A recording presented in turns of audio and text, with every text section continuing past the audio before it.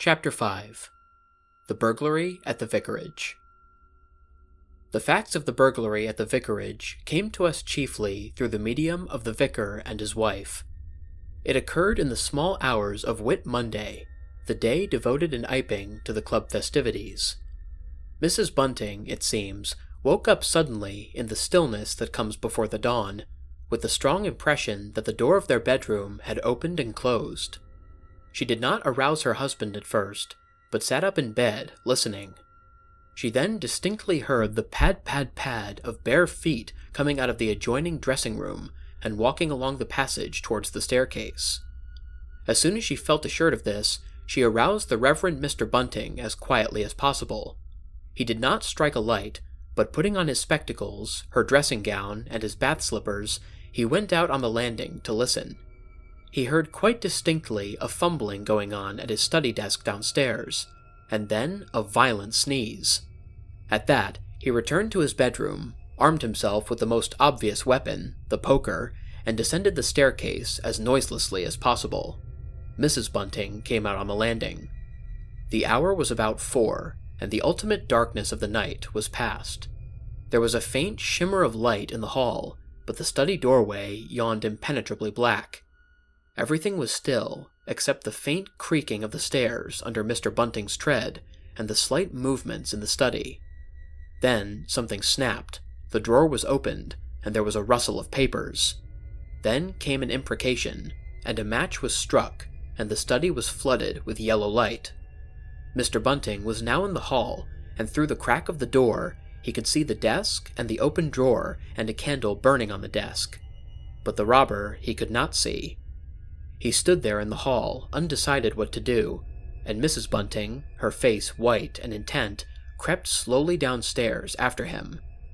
One thing kept Mr. Bunting's courage, the persuasion that this burglar was a resident in the village. They heard the chink of money, and realized that the robber had found the housekeeping reserve of gold, £2.10 in half-sovereigns altogether. At that sound, Mr. Bunting was nerved to abrupt action. Gripping the poker firmly, he rushed into the room, closely followed by Mrs. Bunting. "Surrender," cried Mr. Bunting fiercely, and then stooped amazed. Apparently, the room was perfectly empty. Yet their conviction that they had, that very moment, heard somebody moving in the room had amounted to a certainty. For half a minute, perhaps, they stood gaping. Then Mrs. Bunting went across the room and looked behind the screen, while Mr. Bunting, by a kindred impulse, peered under the desk. Then Mrs. Bunting turned back the window curtains, and Mr. Bunting looked up the chimney and probed it with the poker. Then Mrs. Bunting scrutinized the wastepaper basket, and Mr. Bunting opened the lid of the coal scuttle.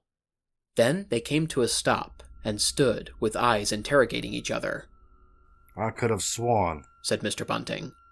"The candle," said Mr. Bunting. "Who lit the candle?" "The drawer," said Mrs. Bunting. "and the money is gone." She went hastily to the doorway. "Of all the strange occurrences." There was a violent sneeze in the passage. They rushed out, and as they did so, the kitchen door slammed. "Bring the candle," said Mr. Bunting, and led the way. They both heard a sound of bolts being hastily shot back. As he opened the kitchen door, he saw through the scullery that the back door was just opening, and the faint light of early dawn displayed the dark masses of the garden beyond. He is certain that nothing went out of the door. It opened, stood open for a moment, and then closed with a slam. As it did so, the candle Mrs. Bunting was carrying from the study flickered and flared. It was a minute or more before they entered the kitchen. The place was empty. They refastened the back door, examined the kitchen, pantry, and scullery thoroughly, and at last went down into the cellar. There was not a soul to be found in the house, search as they would.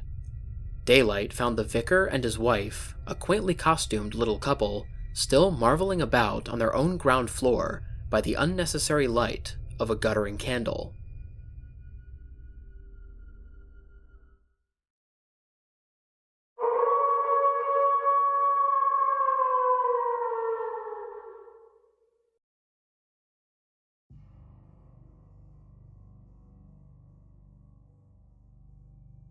Chapter 6 The Furniture That Went Mad. Now it happened that in the early hours of Whit Monday, before Millie was hunted out for the day, Mr. Hall and Mrs. Hall both rose and went noiselessly down into the cellar. Their business there was of a private nature, and had something to do with the specific gravity of their beer. They had hardly entered the cellar when Mrs. Hall found she had forgotten to bring down a bottle of sarsaparilla from their joint room. As she was the expert and principal operator in this affair, Hall very properly went upstairs for it. On the landing, he was surprised to see that the stranger's door was ajar. He went on into his own room and found the bottle as he had been directed, but returning with the bottle, he noticed that the bolts of the front door had been shot back, that the door was, in fact, simply on the latch, and with a flash of inspiration, he connected this with the stranger's room upstairs and the suggestions of Mr. Teddy Henfrey. He distinctly remembered holding the candle while Mrs. Hall shot these bolts overnight. At the sight, he stopped, gaping, then, with the bottle still in his hand, went upstairs again. He rapped at the stranger's door. There was no answer. He rapped again, then pushed the door wide open and entered. It was as he expected. The bed, the room also, was empty. And what was stranger, even to his heavy intelligence, on the bedroom chair and along the rail of the bed were scattered the garments, the only garments, so far as he knew, and the bandages of their guest. His big slouch hat, even, was cocked jauntily over the bedpost. As Hall stood there, he heard his wife's voice coming out of the depth of the cellar, with that rapid telescoping of the syllables, and interrogative cocking up of the final words to a high note, by which the West Sussex villager is wont to indicate a brisk impatience. "George, you guard what I want." At that, he turned and hurried down to her. "Jenny," he said over the rail of the cellar steps.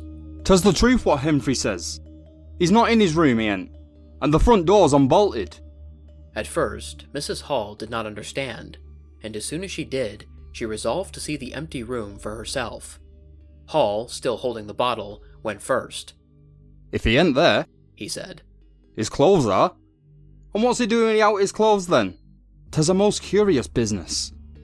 As they came up the cellar steps, they both, it was afterwards ascertained, fancied they heard the front door open and shut, but seeing it closed and nothing there, neither said a word to the other about it at the time. Mrs. Hall passed her husband in the passage and ran on first upstairs. Someone sneezed on the staircase. Hall, following 6 steps behind, thought that he heard her sneeze. She, going on first, was under the impression that Hall was sneezing. She flung open the door and stood regarding the room. "Of all the curious," she said. She heard a sniff close behind her head, as it seemed, and turning, was surprised to see Hall a dozen feet off on the topmost stair, but in another moment he was beside her. She bent forward and put her hand on the pillow, and then under the clothes. "Cold," she said. "He's been up this hour or more." As she did so, a most extraordinary thing happened. The bedclothes gathered themselves together, leapt up suddenly into a sort of peak, and then jumped headlong over the bottom rail. It was exactly as if a hand had clutched them in the center and flung them aside. Immediately after, the stranger's hat hopped off the bedpost, described a whirling flight in the air through the better part of a circle, and then dashed straight at Mrs. Hall's face. Then, as swiftly, came the sponge from the washstand, and then the chair, flinging the stranger's coat and trousers carelessly aside, and laughing dryly, in a voice singularly like the stranger's, turned itself up with its 4 legs at Mrs. Hall, seemed to take aim at her for a moment, and charged at her. She screamed and turned, and then the chair legs came gently but firmly against her back and impelled her and Hall out of the room. The door slammed violently and was locked. The chair and bed seemed to be executing a dance of triumph for a moment, and then, abruptly, everything was still. Mrs. Hall was left almost in a fainting condition in Mr. Hall's arms on the landing. It was with great difficulty that Mr. Hall and Millie, who had been roused by her scream of alarm, succeeded in getting her downstairs and applying the restoratives customary in such cases. "'Tis spirits," said Mrs. Hall. "I know 'tis spirits. I've read in papers of 'em. Tables and chairs, leaping and dancing." "Take a drop more, Jenny," said Hall. "'Twill steady you." Lock him out. said Mrs. Hall. Don't let him come in again. I have guessed. I might have known. With them goggling eyes and bandaged head, and never going to church of a Sunday, and all their bottles. More and it's right for anyone to have. He's put the spirits into the furniture. My good old furniture. 'Twas in that very chair my poor dear mother used to sit when I was a little girl. To think it should rise up against me now. Just a drop more, Janny. Said Hall. Your nerves is all upset.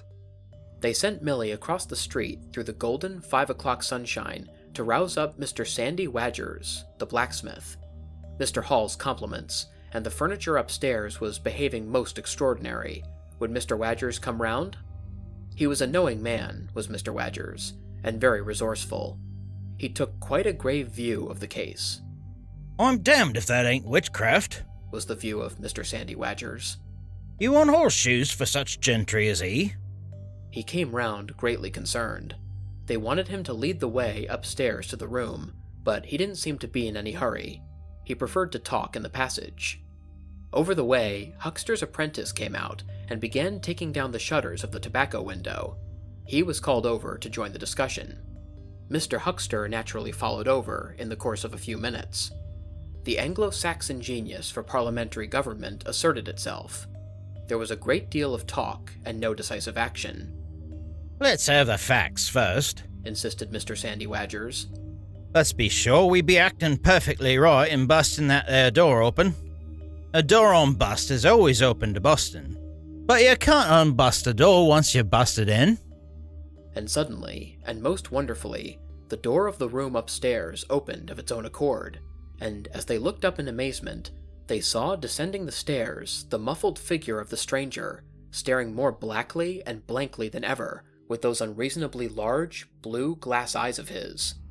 He came down stiffly and slowly, staring all the time. He walked across the passage, staring, then stopped. "Look there," he said, and their eyes followed the direction of his gloved finger, and saw a bottle of sarsaparilla hard by the cellar door. Then he entered the parlor, and suddenly, swiftly, viciously, slammed the door in their faces. Not a word was spoken until the last echoes of the slam had died away. They stared at one another. Well, if that don't lick everything, said Mr. Wadgers, and left the alternative unsaid. I'd go in and ask him about it, said Wadgers to Mr. Hall. I'd demand an explanation.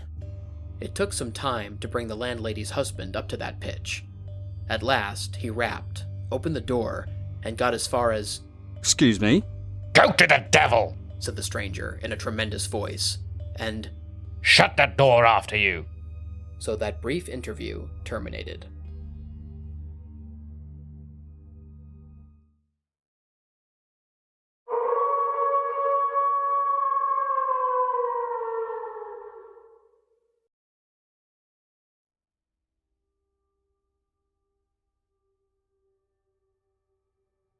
Chapter 7. The Unveiling of the Stranger. The stranger went into the little parlor of the Coach and Horses about 5:30 in the morning, and there he remained until near midday, the blinds down, the door shut, and none, after Hall's repulse, venturing near him. All that time he must have fasted. Thrice he rang his bell, the third time furiously and continuously, but no one answered him. Him and his go to the devil indeed, said Mrs. Hall. Presently came an imperfect rumor of the burglary at the vicarage, and two were put together. Hall, assisted by Wadgers, went off to find Mr. Shuckleforth, the magistrate, and take his advice. No one ventured upstairs. How the stranger occupied himself is unknown. Now and then he would stride violently up and down, and twice came an outburst of curses, a tearing of paper, and a violent smashing of bottles. The little group of scared but curious people increased. Mrs. Huckster came over. Some gay young fellows resplendent in black ready-made jackets and peak paper ties, for it was Whit Monday, joined the group with confused interrogations. Young Archie Harker distinguished himself by going up the yard and trying to peep under the window blinds. He could see nothing, but gave reason for supposing that he did, and others of the Iping youth presently joined him. It was the finest of all possible Whit Mondays, and down the village street stood a row of nearly a dozen booths, a shooting gallery, and on the grass by the forge were 3 yellow and chocolate wagons and some picturesque strangers of both sexes putting up a coconut shy. The gentlemen wore blue jerseys, the ladies white aprons, and quite fashionable hats with heavy plumes. Wodger, of the Purple Fawn, and Mr. Jaggers, the cobbler, who also sold old second-hand ordinary bicycles, were stretching a string of Union Jacks and Royal Ensigns, which had originally celebrated the first Victorian Jubilee, across the road. And inside, in the artificial darkness of the parlor, into which only one thin jet of sunlight penetrated, the stranger, hungry we must suppose, and fearful, hidden in his uncomfortable hot wrappings, poured through his dark glasses upon his paper, or chinked his dirty little bottles, and occasionally swore savagely at the boys, audible, if invisible, outside the windows. In the corner by the fireplace lay the fragments of half a dozen smashed bottles, and a pungent twang of chlorine tainted the air. So much we know from what was heard at the time, and from what was subsequently seen in the room. About noon, he suddenly opened his parlor door, and stood, glaring fixedly at the 3 or 4 people in the bar. Mrs. Hall, he said. Somebody went sheepishly and called for Mrs. Hall. Mrs. Hall appeared after an interval, a little short of breath, but all the fiercer for that. Hall was still out. She had deliberated over this scene, and she came holding a little tray with an unsettled bill upon it. Is it your bill you're wanting, sir? She said. why wasn't my breakfast laid? Why haven't you prepared my meals and answered my bell? Do you think I live without eating? Why isn't my bill paid? Said Mrs. Hall. That's what I want to know. I told you 3 days ago I was awaiting a remittance. I told you 2 days ago. I wasn't going to await no remittances. You can't grumble if your breakfast waits a bit. If my bill's been waiting 5 days, can you? The stranger swore briefly but vividly. No. From the bar. And I'd thank you kindly, sir, if you'd keep your swearing to yourself, sir, said Mrs. Hall. The stranger stood, looking more like an angry diving helmet than ever. It was universally felt in the bar that Mrs. Hall had the better of him. His next words showed as much. Look here, my good woman, he began. Don't good woman me, said Mrs. Hall. I've told you my remittance hasn't come. Remittance indeed, said Mrs. Hall. Still, I dare say, in my pocket. You told me 3 days ago that you hadn't anything but a sovereign's worth of silver upon you. Well, I found some more. Hello. From the bar. I wonder where you found it, said Mrs. Hall. That seemed to annoy the stranger very much. He stamped his foot. What do you mean? He said. That I wonder where you found it, said Mrs. Hall. And before I take any bills or get any breakfasts or do any such things whatsoever, you got to tell me 1 or 2 things I don't understand, and what nobody don't understand, and what everybody is very anxious to understand. I want to know what you've been doing to my chair upstairs, and I want to know how 'tis your room was empty, and how you got in again. Them as stops in this house comes in by the doors. That's the rule of the house, and that you didn't do. And what I want to know is how did you come in, and I want to know. Suddenly, the stranger raised his gloved hands, clenched, stamped his foot, and said, Stop! With such extraordinary violence that he silenced her instantly. You don't understand, he said. who I am or what I am. I'll show you. By heaven, I'll show you. Then he put his open palm over his face and withdrew it. The center of his face became a black cavity. Here, he said. He stepped forward and handed Mrs. Hall something, which she, staring at his metamorphosed face, accepted automatically. Then, when she saw what it was, she screamed loudly, dropped it, and staggered back. The nose, it was the stranger's nose, pink and shining, rolled on the floor. Then he removed his spectacles, and everyone in the bar gasped. He took off his hat, and with a violent gesture, tore at his whiskers and bandages. For a moment, they resisted him. A flash of horrible anticipation passed through the bar. Oh my god, said someone. Then off they came. It was worse than anything. Mrs. Hall, standing open-mouthed and horror-struck, shrieked at what she saw and made for the door of the house. Everyone began to move. They were prepared for scars, disfigurements, tangible horrors, but nothing. The bandages and false hair flew across the passage into the bar, making a hobbledehoy jump to avoid them. Everyone tumbled on everyone else down the steps. For the man who stood there, shouting some incoherent explanation, was a solid gesticulating figure up to the coat collar of him. And then, nothingness. No visible thing at all. People down the village heard shouts and shrieks, and looking up the street saw the coach and horses violently firing out its humanity. They saw Mrs. Hall fall down, and Mr. Teddy Henfrey jump to avoid tumbling over her.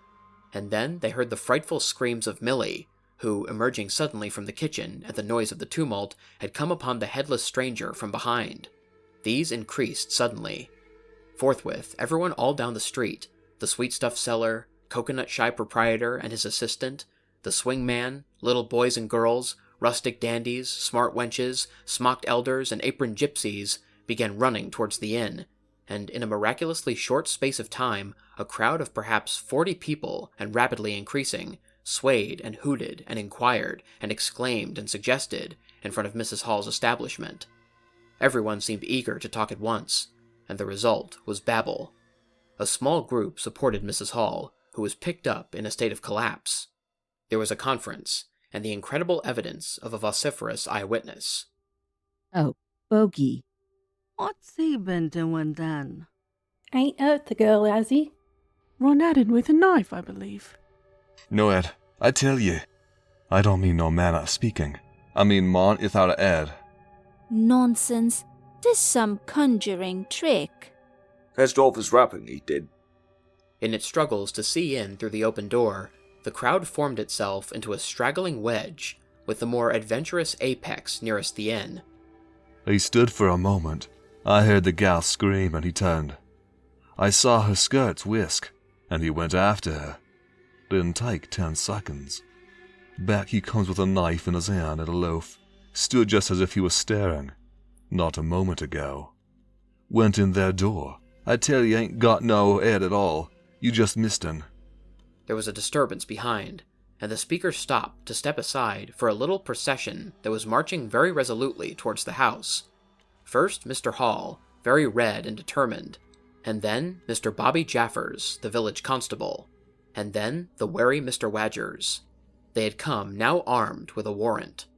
People shouted conflicting information of the recent circumstances. Ed or no Ed, said Jaffers. I got arrestin' and restin' I will.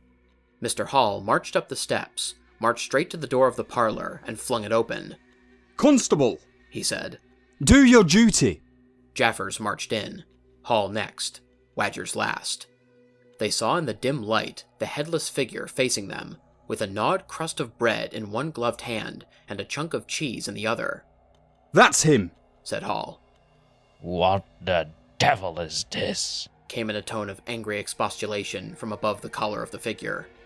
You're a damned wrong customer, mister, said Mr. Jaffers. But Ed or no Ed, the warrant says body. And duty's duty. Keep off, said the figure, starting back. Abruptly, he whipped down the bread and cheese, and Mr. Hall just grasped the knife on the table in time to save it. Off came the stranger's left glove and was slapped in Jaffers' face. In another moment, Jaffers, cutting short some statement concerning a warrant, had gripped him by the handless wrist and caught his invisible throat. He got a sounding kick on the shin that made him shout, but he kept his grip. Hall sent the knife sliding along the table to Wadgers, who acted as goalkeeper for the offensive, so to speak, and then stepped forward as Jaffers and the stranger swayed and staggered towards him, clutching and hitting in. A chair stood in the way, and went aside with a crash as they came down together. Get the feet, said Jaffers between his teeth. Mr. Hall, endeavoring to act on instructions, received a sounding kick in the ribs that disposed of him for a moment, and Mr. Wadgers, seeing the decapitated stranger had rolled over and got the upper side of Jaffers, retreated towards the door, knife in hand, and so collided with Mr. Huckster and the Sitterbridge carter coming to the rescue of law and order. At the same moment, down came 3 or 4 bottles from the chiffonier and shot a web of pungency into the air of the room.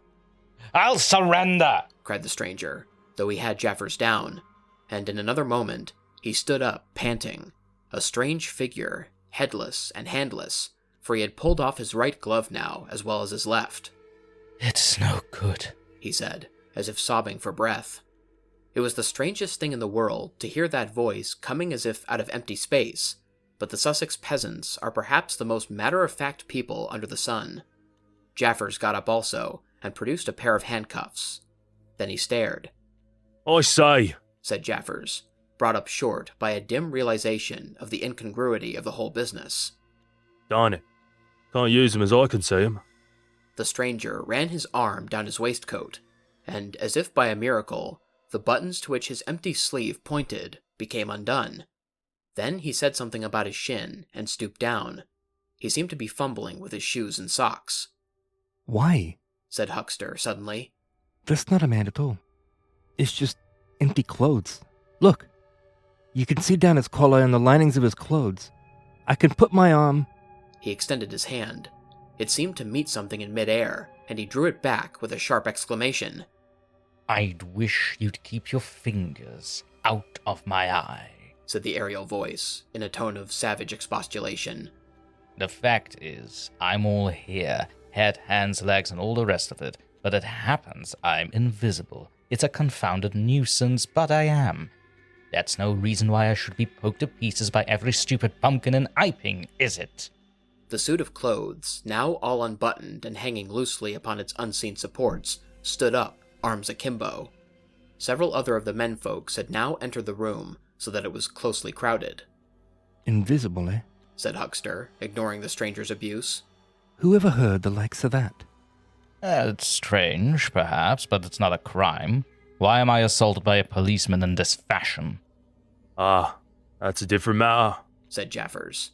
"No doubt you're a bit difficult to see in this light, but I got a warrant and it's all correct. What I'm after ain't no invisibility. It's burglary. There's a house been broke into and money took. Well? And circumstances certainly point." "Stuff and nonsense," said the invisible man. "I hope so, sir. But I've got my instructions." "Well," said the stranger. I'll come, but no handcuffs." "It's the regular thing," said Jaffers. "No handcuffs," stipulated the stranger. "Pardon me," said Jaffers. Abruptly, the figure sat down, and before anyone could realize what was being done, the slippers, socks, and trousers had been kicked off under the table. Then he sprang up again and flung off his coat. "Oi! Hey, stop that!" said Jaffers, suddenly realizing what was happening. He gripped at the waistcoat. It struggled, and the shirt slipped out of it, and left it limp and empty in his hand. "Hold him!" said Jaffers loudly. "Once he gets the things off!"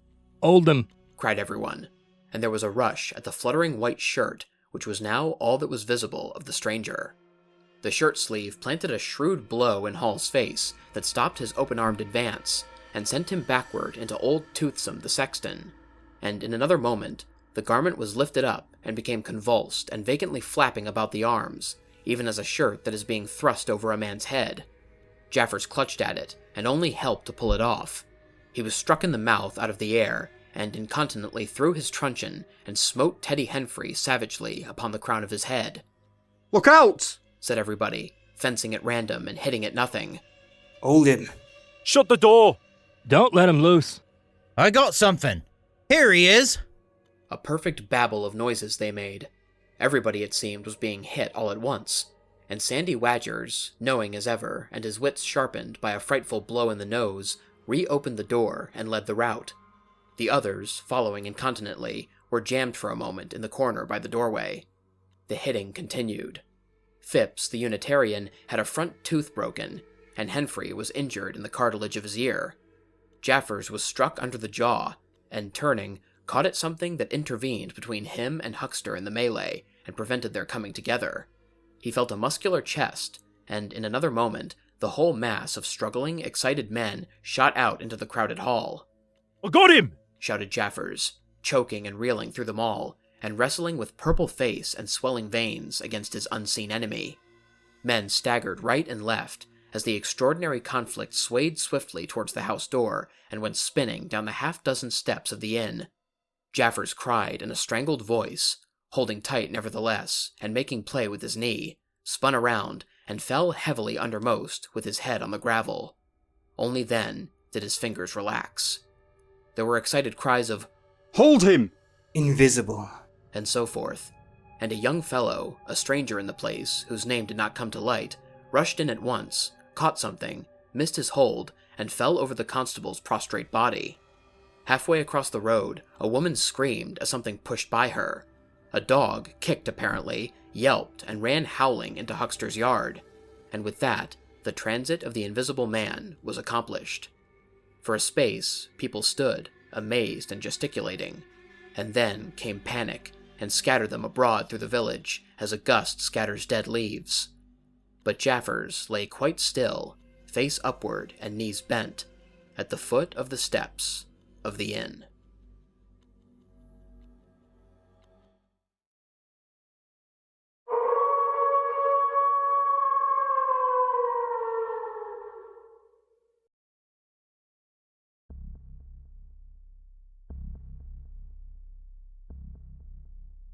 Chapter 8.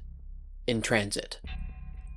The 8th chapter is exceedingly brief, and relates that Gibbons, the amateur naturalist of the district, while lying out on the spacious open downs without a soul within a couple of miles of him, as he thought, and almost dozing, heard close to him the sound as of a man coughing, sneezing, and then swearing savagely to himself, and looking, beheld nothing.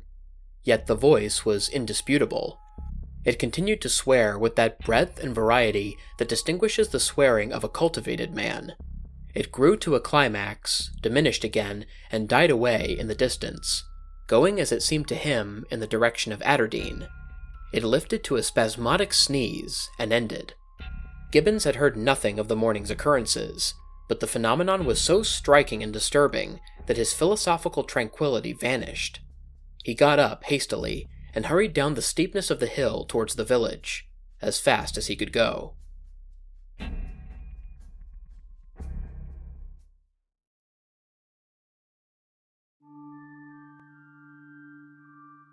What's up, everybody? Lone Wolf here. I hope you guys enjoyed listening to tonight's video. In case anyone is interested, all of the various elements used in this video, including pictures, music, sound effects, and stories, will be linked in the description below. Anyways, if you guys enjoyed the video, please feel free to like, share, and subscribe if you haven't already. Also, click the bell for notifications so you don't miss a new video. If anybody has any personal stories or story recommendations for me, or any advice to help improve the channel, there will be links to all of my social media platforms in the description.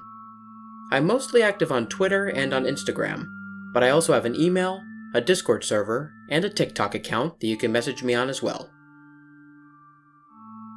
Until next time, stay spooky. And remember, the hunt begins when the moon is full.